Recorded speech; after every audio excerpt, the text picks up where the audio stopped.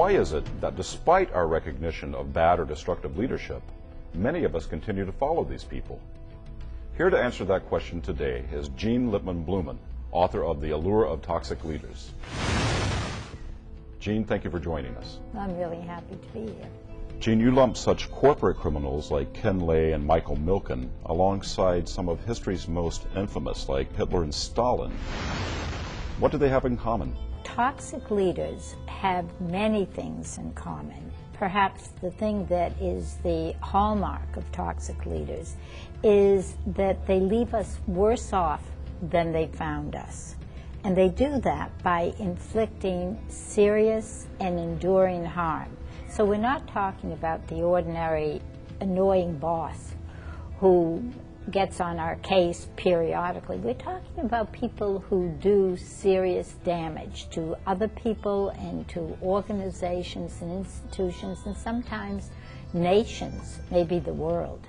We judge toxic leaders by the dysfunctional behavioral qualities that they demonstrate, such as lack of integrity, amorality, greed, enormous egos, a whole range of really destructive and dysfunctional behaviors and personal characteristics. Other books have examined toxic leaders.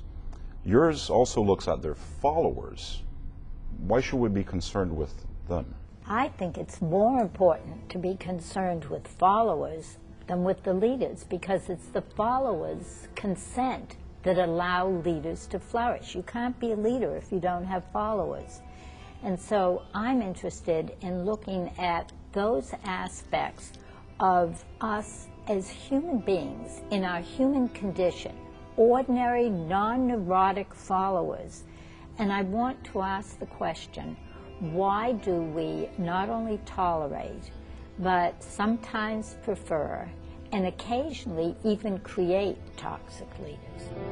This yearning for some godlike figure, human or divine, to take care of us, to promise us safety, to create the illusion that we'll live forever, that we're heroes, that we are among the chosen, that we can be at the center of action.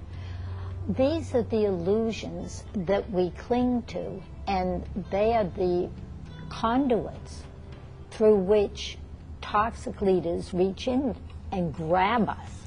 You say that we need and seek out leaders, even bad ones. Can you tell us why we do that?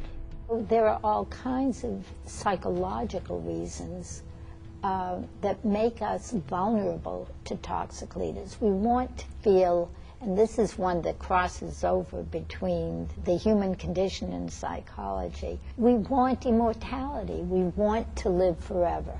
And if not physically, then symbolically.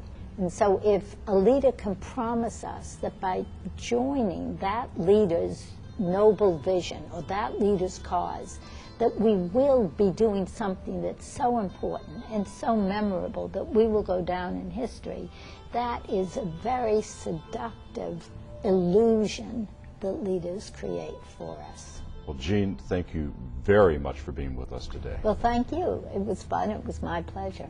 And I hope maybe we've taken at least one small step for humankind to keep them from the clutches of toxic leaders.